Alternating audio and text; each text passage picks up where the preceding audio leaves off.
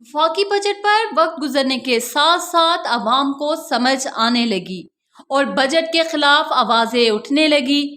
وفاقی وزیر خزانہ کی پریس بریفنگ کے دوران صحافیوں کا تنخواہ وار طبقے پر مزید ٹیکس لگانے پر احتجاج۔ وزیر مملکت برائے خزانہ علی پرویز ملک نے اعتراف کیا کہ ہم وہ ریلیف عوام کو نہ دے سکے جو عوام چاہتی تھی۔ مہنگائی کا احساس ہے لیکن مشکل فیصلے کرنے پڑے۔ تحریک انصاف نے بجٹ کو زہر قاتل قرار دے دیا۔ شبلی فراز نے کہا کہ جب بھی قربانی کی بات آتی ہے تو عوام کو آگے کر دیا جاتا ہے، وڈیروں، جگیرداروں اور سیاستدانوں پر کوئی ایکشن نہیں لیا جاتا۔ یہ بھی پورا ٹیکس دے، اشرفیہ باہر سے اپنا پیسہ واپس لائے تو ہمارا ملک سنور جائے گا۔ یہ IMF کا بجٹ ہے، پاکستان کا نہیں۔